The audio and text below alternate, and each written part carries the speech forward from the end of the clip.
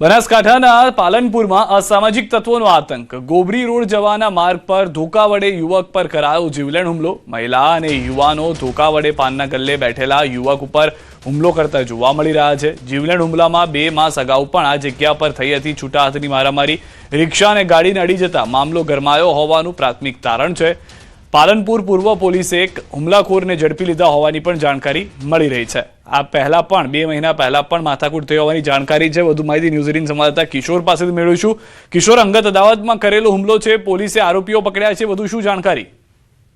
ચોક્કસ સિદ્ધાર્થ, પાલનપુરમાં ગોબરી રોડ ઉપર જવાના માર્ગ પર મહિલા અને યુવાનો દ્વારા ધોકા વડે પાનના ગલ્લે બેઠેલ યુવકો ઉપર જીવનલેણ હુમલો કરાયો હતો અને આ હુમલાના જે વિડીયો છે તે સોશિયલ મીડિયા પર વાયરલ થયા છે। રિક્ષા અને ગાડીને અડકતા આ મામલો ગરમાયો અને તે બાદ જે સ્થાનિક જે મહિલા અને યુવકો હતા તેમના દ્વારા ધોકા વડે પાનના ગલ્લે બેઠેલા યુવકો ઉપર આ જીવનલેણ હુમલો કરાયો હોવાનું અત્યારે તો પ્રાથમિક તપાસમાં સામે આવી રહ્યું છે। આ સમગ્ર મામલે અત્યારે પાલનપુર પૂર્વ પોલીસે જે હુમલો કરનાર ઈસમો હતા તેમની અટકાયત કરીને સમગ્ર મામલે વધુ તપાસ હાથ ધરી છે। સિદ્ધાર્થ, એ પણ મહત્વનું છે કે આજ પાલનપુર ગોબરી રોડ ઉપર 2 માસ અગાઉ પણ આ જગ્યા ઉપર છૂટા હાથની મારામારી થઈ હતી અને અત્યારે આજે ફરીવાર આ મારામારી થઈ છે અને તેના વિડીયો સોશિયલ મીડિયા ઉપર વાયરલ થતા પોલીસ દ્વારા અત્યારે કાર્યવાહી પણ હાથ ધરવામાં આવી છે। આભાર સમગ્ર માહિતી બદલ। તો પોલીસ જે છે તે હવે સક્રિય થઈ હોવાની જાણકારી મળી રહી છે। ભાવનગરના ઉખલા ગામના વાડી વિસ્તારમાં લોકોની મજાક 3 લોકો માટે જીવલેણ સાબિત થઈ છે। વાત એમ છે કે ગામના ખેતરમાં 11 શખ્સો જુગાર રમી રહ્યા હતા। દાવા પ્રમાણે આ દરમિયાન અચાનક કોઈ ભાગો ભાગો પોલીસ આવી એમ બૂમ પાડી નાખી। આથી હેપતાઈને જુગારીઓ ખેતરમાં ભાગવા લાગ્યા। આ દરમિયાન 4 યુવકો પાણી ભરેલા એક કૂવામાં ખાબક્યા। બચાવવાના ખૂબ પ્રયાસ છતાં 3 યુવકના ડૂબી જવાથી મૃત્યુ થઈ ગયા, જ્યારે એકને બચાવી લેવાયો। મૃતકોમાં રાહુલ ચૌહાણ, નિલેશ ડાભી અને અજીતસિંહ નામના યુવક સામેલ છે। બનાવ બાદ મૃતકના પરિવારજનો સરકારી હોસ્પિટલ દોડી આવ્યા। જોકે ચોંકાવનારી વાત એ છે કે ઉખરલા ગામ જે પોલીસ સ્ટેશન વિસ્તારમાં આવે છે એ વર્તે જ પોલીસે આ પ્રકારની કોઈ રેડ પાડી હોવાની વાતનો ઇનકાર કર્યો છે। પીઆઈ પઢેરિયાએ આશંકા વ્યક્ત કરી કે ગામના જ કોઈ શખ્સે ટીખળ કરી હોઈ શકે છે। બીજી તરફ પરિવારજનોનો દાવો છે કે પોલીસ રેડ દરમિયાન આ દુર્ઘટના બની હોવાનું અમને જાણવા મળ્યું છે। એવામાં પોલીસ હાલ હકીકત જાણવા તપાસ કરી રહી છે। બનાવ એવો હતો કે રાત્રે પપ્પા ગયા હતા એ તો ખ્યાલ હતો, પણ ક્યાં ગયા હતા એ ખ્યાલ નહોતું। પછી સવારે વારા ફર્યા નહીં એટલે અમે શોધખોળ ચાલુ કરી કે ક્યાં ગયા છે। તો પછી શોધખોળ તેમાં ખબર પડી કે આ રીતના ઘટના બની છે કે ઉખલના વાડી વિસ્તારમાં જુગાર રમતા હતા અને પોલીસની રેડ પડી અને એમાંથી ભાગવા જતા હતા અને કૂવામાં ખાબક્યા છે। તે નજીક જે કૂવો હતો તેમાં પડી ગયેલા, જેમાં 3 જણા જે છે અજીતસિંહ સિંધા, રાહુલભાઈ ચૌહાણ અને નિલેશભાઈ ડાભી તે ત્યાં કૂવામાં ડૂબી ગયા અને મૃત્યુ પામ્યા છે। અને કેવલ રમેશભાઈ સોલંકી જે છે જે ભાવનગરના રહેવાસી છે તે બચી ગયા છે અને બીજા લોકો ત્યાંથી નાસી ગયા। સુરતથી સમાચાર। ફૂડ પોઈઝનિંગની ઘટના બાદ પોલીસ હરકતમાં આવી છે। શીતલ નામની હોટલને સીલ મારવામાં આવી છે। ફૂડ પોઈઝનિંગથી 5 વર્ષની બાળકીનું મૃત્યુ થયું હતું। સુરતના વરાછા વિસ્તારમાં ફૂડ પોઈઝનિંગની અસર થતા દોડધામ મચી ગઈ છે। શીતલ રેસ્ટોરન્ટમાંથી મંગાવેલું ભોજન ખાધા બાદ એક જ પરિવારના 5 સભ્યોને ગંભીર ફૂડ પોઈઝનિંગની અસર થઈ હતી, જેમને તાત્કાલિક સારવાર અર્થે હોસ્પિટલમાં ખસેડવામાં આવ્યા। જોકે સારવાર દરમિયાન પરિવારની 5 વર્ષની માસૂમ બાળકીનું કરુણ મોત નીપજતા ભારે શોક અને ચકચાર મચી ગઈ। હાલ પરિવારના અન્ય સભ્યો સારવાર હેઠળ, જેને આરોગ્ય વિભાગ દ્વારા ખોરાકના નમૂના તથા ફૂડ સેફ્ટીના નિયમો અંગે તપાસ હાથ ધરવામાં આવી તેવી શક્યતા છે, જ્યારે સમગ્ર ઘટનાનું ચોક્કસ કારણ સત્તાવાર તબીબી અને લેબ રિપોર્ટ બાદ જ સ્પષ્ટ થશે। બીજી તરફ આરોગ્ય મંત્રી પ્રફુલ પાનસેરિયાએ ઘટનાની ગંભીર નોંધ લઈ તાત્કાલિક કાર્યવાહીનો આદેશ આપ્યો છે। પોસ્ટમોર્ટમ રિપોર્ટ આવ્યા બાદ જવાબદારો સામે જરૂરી કાર્યવાહી કરવા આરોગ્ય મંત્રીનો આદેશ છે। જિલ્લા આરોગ્ય અધિકારી અને એસએમસીના અધિકારીઓ પાસેથી વિડીયો કોન્ફરન્સ દ્વારા મેળવો સમગ્ર ઘટનાની અહેવાલ તેવી પણ જાણકારી મળી રહી છે।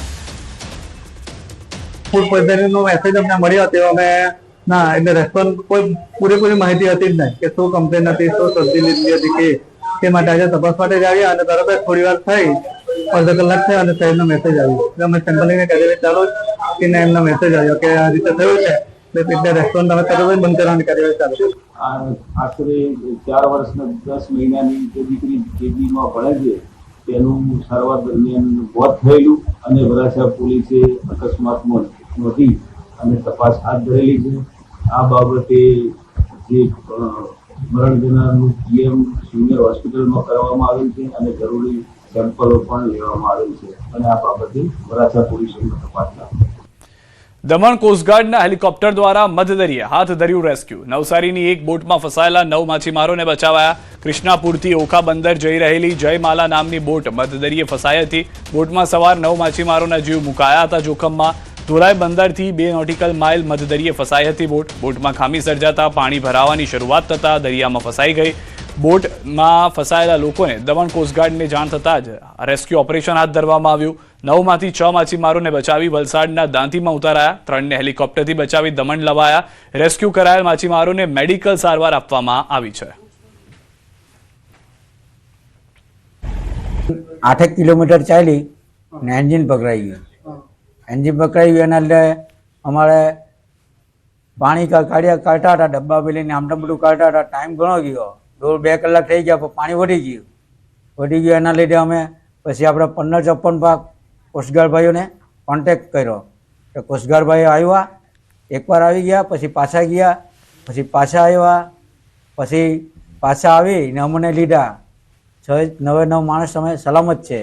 संकट संदेश प्राप्त होते ही भारतीय तटरक्षक वायु अवस्थान दमन द्वारा कार्रवाई करते हुए चेतक हेलीकॉप्टर को तत्काल रवाना किया गया. हेलीकॉप्टर संकटग्रस्त नौका के निर्धारित स्थान पर पहुंचा और प्रभावी बचाई कार्रवाई के माध्यम से सभी 9 मछुआरों को सुरक्षित बचा लिया गया. આણંદ જિલ્લાના ખંભાત તાલુકાના જૂની આખોલ ગામમાં પ્રદૂષિત પાણી પીવાથી 15 જેટલા દુધાળા પશુઓના મોત થયા હોવાનો આક્ષેપ થયો છે, જ્યારે 10થી વધુ પશુઓ ગંભીર રીતે બીમાર હોવાનું સામે આવ્યું છે. સોખડા જીઆઈડીસીમાં આવેલી કેમિકલ કંપનીઓનું પ્રદૂષિત પાણી પાઇપલાઇન મારફતે દરિયાઈ પટ્ટી વિસ્તારમાં છોડાતું હોવાનો સ્થાનિકોનો આક્ષેપ છે. પશુઓ ચરવા જતા પાણી પીતા હોવાનું પશુપાલકો જણાવી રહ્યા છે. ઘટનાની જાણ થતાં પશુ સારવાર ટીમ અને પ્રદૂષણ નિયંત્રણ વિભાગની ટીમ સ્થળ પર પહોંચી છે અને મૃત પશુઓના પોસ્ટમોર્ટમ સહિતની કાર્યવાહી હાથ ધરી છે. પશુપાલકોએ વારંવાર આવી ઘટનાઓ બનતી હોવાનો આક્ષેપ કરી જવાબદાર કેમિકલ કંપનીઓ સામે કડક કાર્યવાહી કરવાની માંગ કરી છે. આ સોખડા કેમિકલ કંપની છે, ત્યાંથી કેમિકલ પી જવાથી ભેંસો અમારા પશુઓ મરી ગયા છે. તો અમારા દુધાળ દીકરા કહેવાય તે, તો લોન લઈને અમે લોકો એમને લાવતા હોય. 1.5-2 લાખની પશુ થતા હોય છે, તો એમને લાવવાથી અમે એની ઉપર રળી ખાતા હોય. તો હવે એ મરી ગયા, તો અમારે હવે શું આશા?